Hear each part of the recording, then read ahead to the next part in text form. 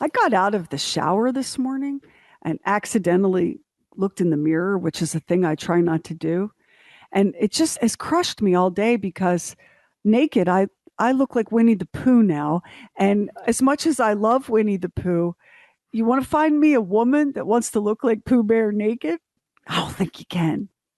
It's the Bob It's and the Bob and Sheri Oddcast, the Bob and Sheri Oddcast. Come on in, you'll have a blast with the Bob and Sheri Oddcast.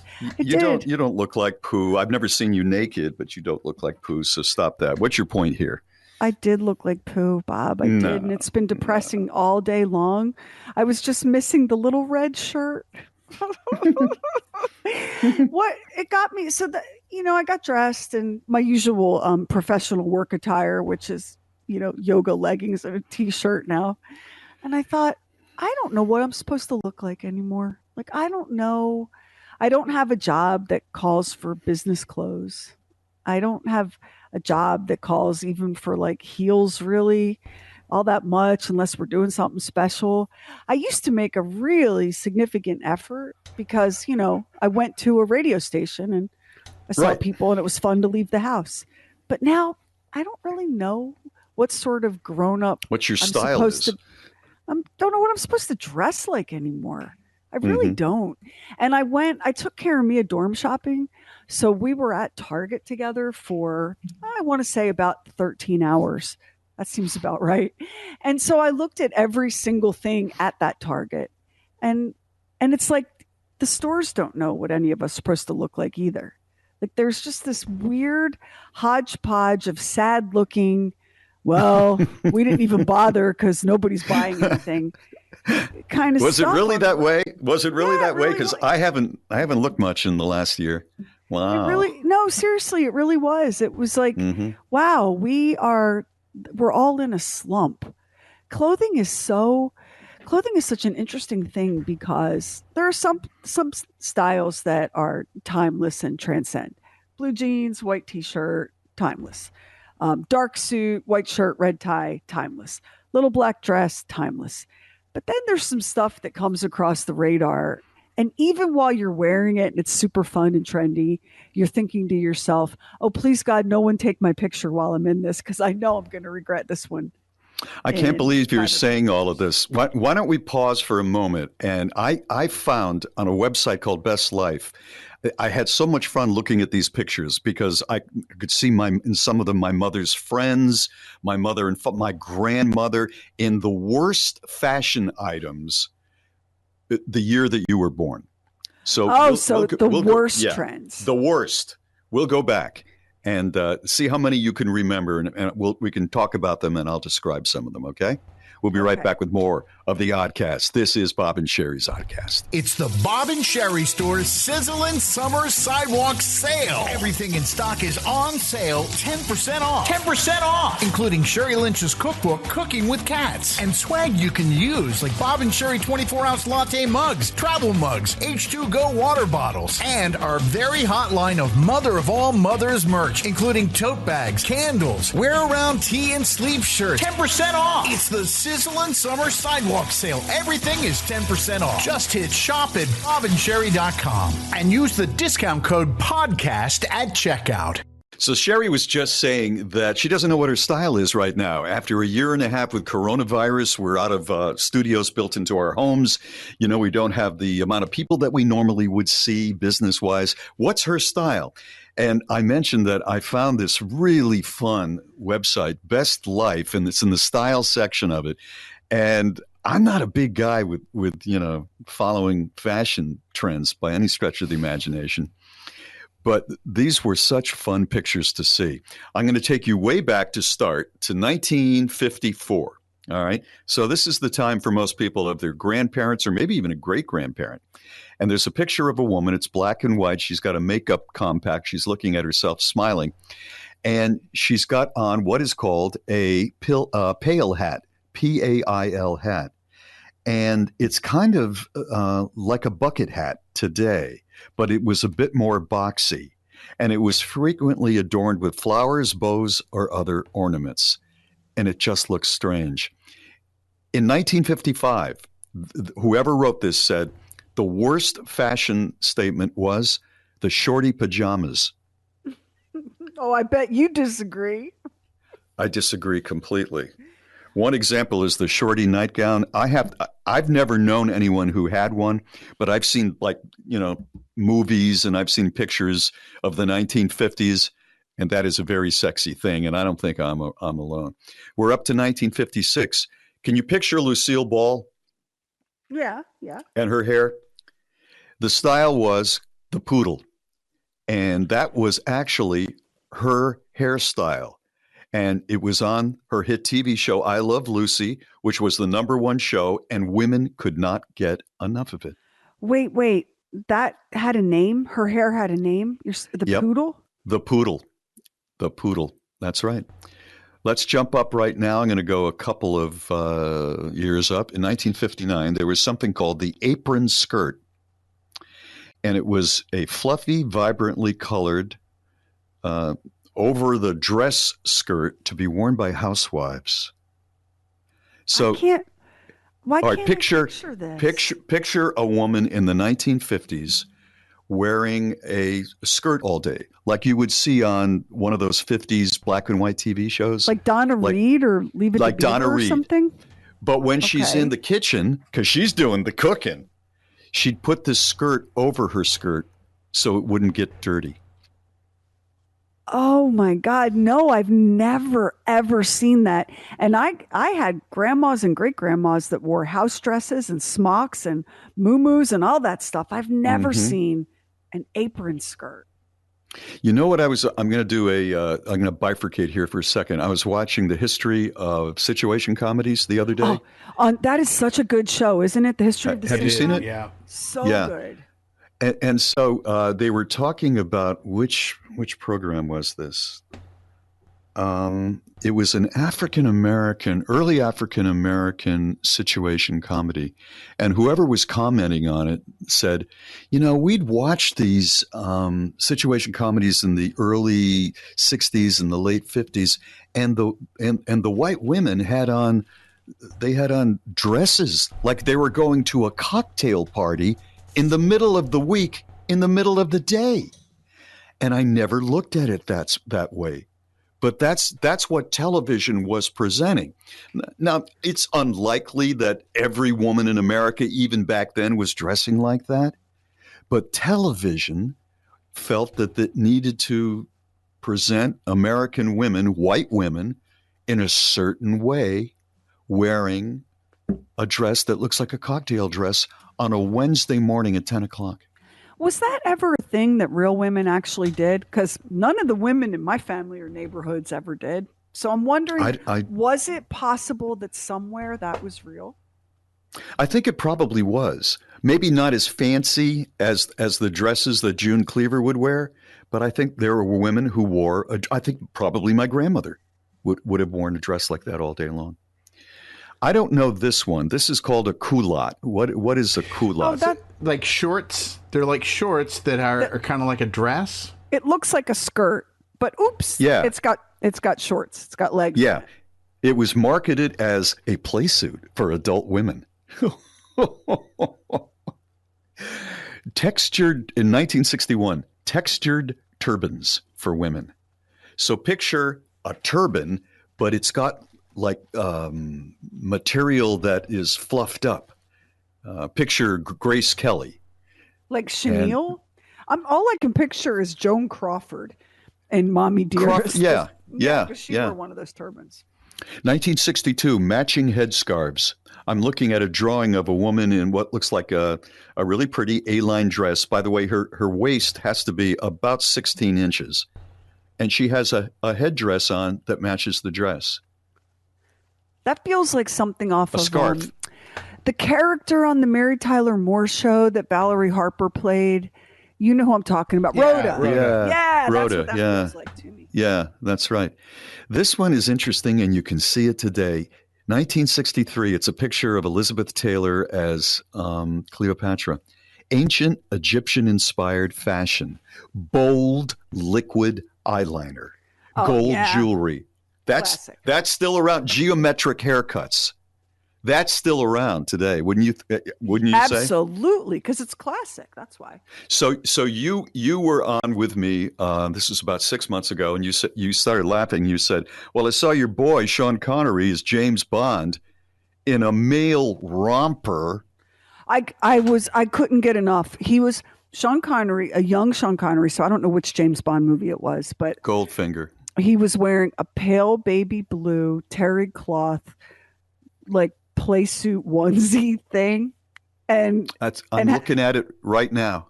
And I'm looking at it right now. The beautiful Bond ladies are, oh, James. And he looks like he's getting ready to have a popsicle and a nap. He looks like a 4-year-old. He does. And that thing was shot at the, what's the name of that hotel in Miami? Fontainebleau. So if you were going to wear a romper, that'd be the place.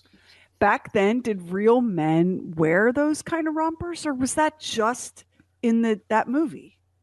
I don't know. Maybe some did at the Fontainebleau in Miami, but boy, oh boy, I can't see my father or grandfather in a romper on the beach in East Haven, Connecticut in the summer. Now, my pop wore short pajamas, like little pajama shorts with a little matching short sleeve pajama shirt, because I would I spent the whole summer with my grandparents when I was 9 years old.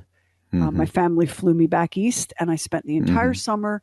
And every day I would be my pop-up's little helper. And then at bedtime, we would all take our showers or baths or whatever and put on our jammies and eat ice cream and be allowed to watch TV. And my pop-up had little short pajamas like James Bond. And I'm here to tell you, my grandma was not all like, "Oh, Mr. Bond, are you wearing your romper?" Okay, the next one is from 1967. It's the hippie era, and it's the era of go-go and Beatlemania and all of that. And there are two beautiful women, and they have shoulder-length hair, big smiles, and paper dresses. I'm not sure how I feel about that. A paper dress. I don't know how much they cost, but they're really cute, and they're very colorful. Pendants for men. That started in the 60s and went into the 70s. A necklace, a pendant for men. I have never owned one of those in my life. I don't know anybody. No, I don't know anybody that has. Oh, I know somebody who has. I know a couple of guys who have. Especially in New Haven. With, what's the Italian horn thing, Sheri? The Italian horn. Yeah. Well, that's a good name for it, because that's what it is. They would wear those. Pendants, I didn't see very much like that. Let's see. Oh, God. Patterned tights. Oh, those come in and out. I do love those. I've always loved those. Yeah. So they go right up to your waist, but they have patterns on them. Yeah, they're like regular tights. Like pantyhose. Almost like with patterns, yeah. Yeah. Oh, okay. All right. This one, I'm looking at this, and except for Elvis Presley, nobody could pull this off. Male jumpsuits. You do look good. I wore one once because we were on a military base, and they gave me one. But the guy I'm looking at has a beard. He has Mac Davis hair, aviator sunglasses, and a baby blue jumpsuit with the zipper pulled down almost to his navel. I have to say, a man in a jumpsuit, if he's not a member of a flight team or Elvis, you look like somebody's retired uncle who's decided that jumpsuits are what he's going to wear till he dies. We all know that guy. We right? we know that guy. You know what it says in the? It's a magazine advertisement, and he's got aviator sunglasses, but they're darkened, and he's just staring at you. And he's wearing the one-piece jumpsuit. And the only words on the page are, "One easy piece." 1971, hot pants. Let me just stop. As someone who wears jumpsuits, it's one easy piece till it's tinkle time, friends. And then it's a pain in the ass like you wouldn't believe. Yeah, that's right. Hot pants, which... I guess were all the rage in 1971. They were just basically shorts. I think this period that I'm going through right now with you is the worst period for men's clothing. Ruffled bell bottoms, both for men and women. The flare part I like. It's the ruffled part that's kind of challenging. Yeah. 1970. I think flares are fine for women. I just never liked them on men. 1973, crocheted everything. And yes, I'm guilty. I had a crocheted vest. Do you know what my daughter would give to get her hands on your old macrame crocheted vest? Oh, yeah. Oh, my God, what she would not give for that. Here it is. You hear about it. You've seen it in 70s movies. In 1974, the worst fashion introduction was that of the leisure suit for men and women. It's not a suit. It's not a jacket. What is it? It's neither. It's saying, yeah, I'm supposed to wear a suit, but I'm too hip for that. No, you look like a jerk. My father had leisure suits in the day, y'all. I bet. And he looked like, so it's a crop jacket, a leisure suit. First of all, it's polyester. It's double blend or double knit polyester, whatever they call it. And the jacket is cropped, like kind of like, think about a denim jacket. Right. But now imagine this whole ensemble, if you will, on my father, who's like 5'3", and he's gone with a baby shit green as the color. Do you know that color? It's not olive green. It's not olive green. It's baby shit green. Right, exactly. And he's wearing that with a pair of cowboy boots. Well, I guess the clothier didn't have maroon, because I think every other one I ever saw was maroon for some reason.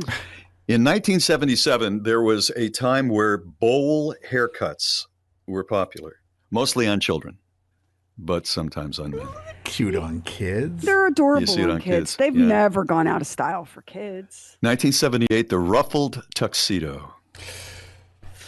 Yeah.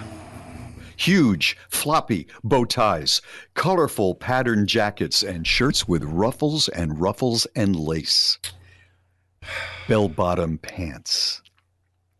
1980, now we're getting up to where more people can remember things like leg warmers.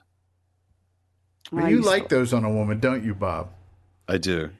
There's something about it. I don't know what it is. You get those leg warmers going with that baby doll pajama thing, and you got something going. All right. I hope whatever it is you have, there's a cure, because I want to barf now. Just always got to just kill my fun. Jodhpurs. Jodhpur, I don't know how to describe it. It's riding pants, fancy riding pants, like really expensive stuck up English riding pants. Those are sweatbands. Olivia Newton-John, I think, is the best example in that physical song. God, that was awful. Awful. Did you have a slap bracelet? Mm-hmm. Yeah, everybody did. Yep. Yeah, yep. That's right. That's right. Pastel suits for men, like in Miami Vice, the TV show. Yeah, that was. Yeah. And they would push the sleeves up on the jacket. Yeah. Yeah, that's right. Yeah, that's called the douchebag look these days. 1985, acid wash denim. I had acid wash and stone washed. I had those. Mm-hmm. Don't, Max, feel no shame. You're admitting to it. Everybody had it, and you're just brave enough to admit to it. What's unfortunate about it is I have pictures that I have posted for Throwback Thursday that have featured them. This one is still around, and I saw it last weekend. And basically, if you're a guy and you're single and you never want to get laid, get a fanny pack. They started out in 1986. And people just thought it was easy. You could, it wasn't chic, but it was practical. It was colorful. But the problem was when tourists hit New York and Japan during the 80s, many of them were out of shape. They put them together with cheap T-shirts and you just became that guy. You know, that's so unfortunate because I know. when you stop and consider how useful and functional the damn fanny pack is, It's we true. we need to somehow bring that and normalize the coolness and the functionality of fanny packs. I don't have one myself, but I really think that they got a bad rap early on. My girlfriend has one, and if you take the dogs out for a walk, it's a great place to put all kinds of stuff. Your keys, It's true. poop It's bags, true. everything else. But fashionistas have never been able to figure out how to take the dumpiness of the fanny pack and then turn it into something that isn't quite a man bag or a European man's bag. That has never caught on in the United States. Members only jackets. I worked at a radio station, and that was the radio station jackets were members only jackets. Yep. This is for My women. dad had those too because you can't wear a leisure suit everywhere. Power suits for women. Oh, with the giant shoulder pads? Yeah. Those? Yeah. Yeah. Blazers as dresses. Yeah, I remember that. 1989. Do you? I remember that. Okay. All right, this is big now. We're getting up here. 1990. What do you think was the worst, depending on how you feel about it, the worst fashion trend in 1990? Think back musically. It was grunge. Oh, I know. Parachute pants. Hammer pants. Yep. That's right. Hammer pants. You can't touch this, baby. Overalls. I'm looking at Will Smith. Overalls in 1991 for guys. I don't think they're caught on.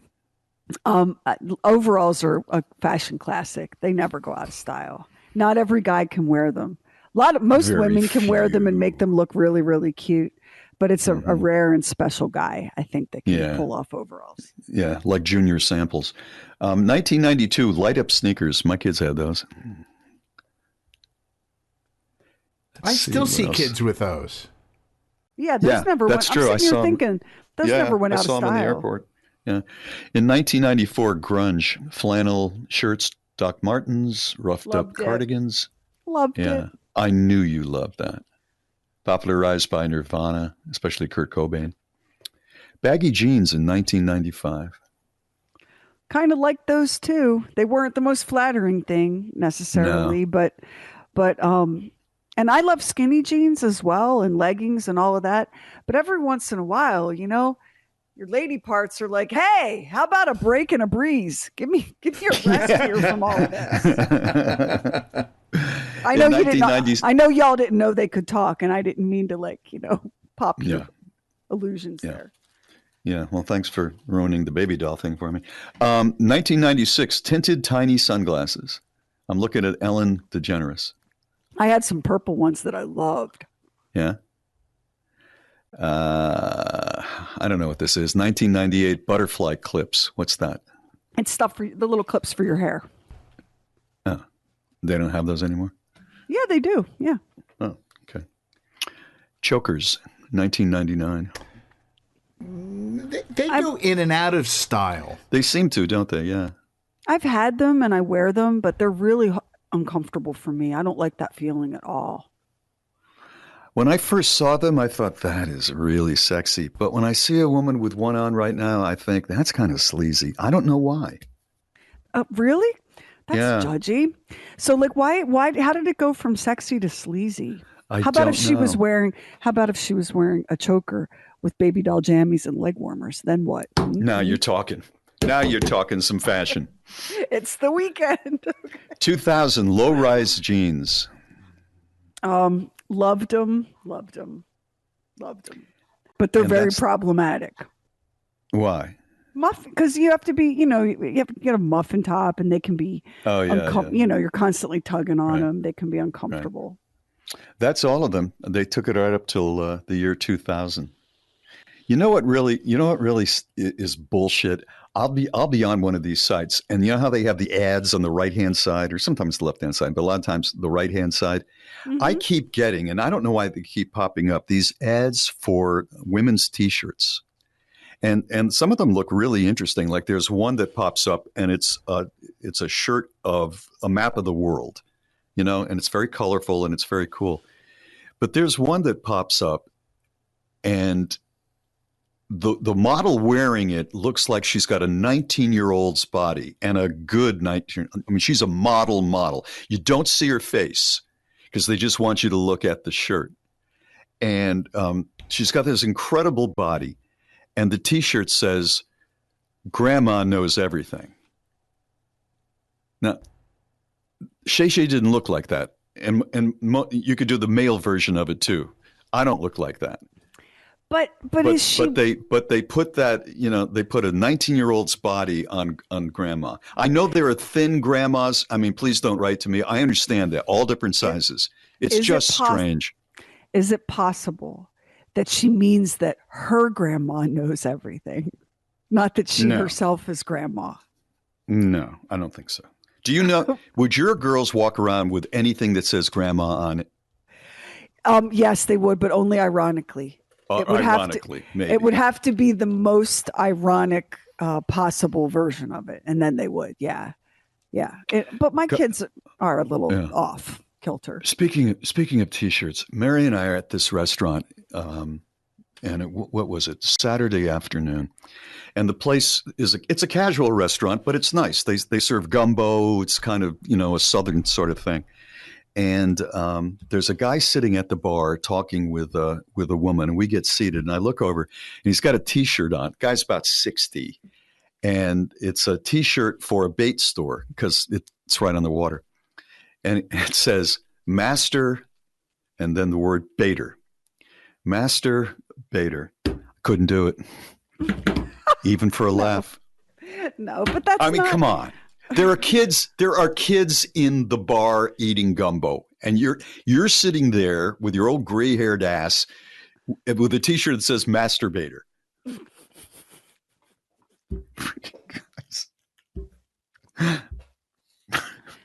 Okay, so it's not for you, right? Okay. It shouldn't be for anybody publicly. Okay, if you're going out fishing, all right, you're at the dock or whatever. But, in a family restaurant? Again, it's not for you.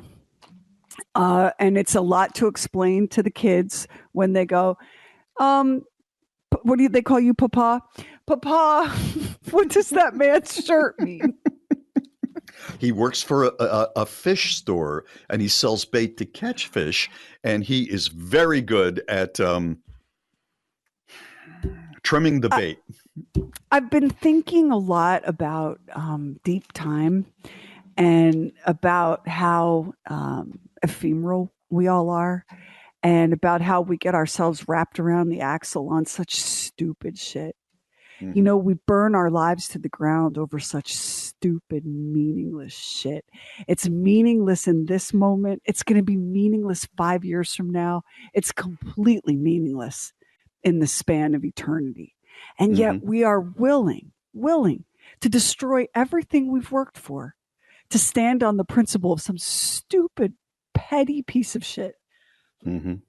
You're right. Given that reality is like that, and that we're here so briefly, and that nothing really matters other than common decency and empathy and being a little bit kind to your fellow humans. Mm-hmm. In a universe where those are the ground rules, who fucking cares if Grandpa is wearing a Master Baiter T-shirt? Does it really matter? I hear what you're saying, and I get the concept that you're working with.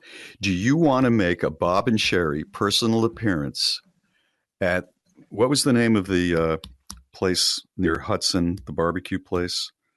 Oh, the Stone Pony? Smoking Stone Pony. Okay, do you want to go, and there's like 300 people waiting for us, including children. Do you want to go with me walking in with you, and I'm wearing my Masturbator T-shirt as we meet listeners? More than I've ever wanted anything at any time.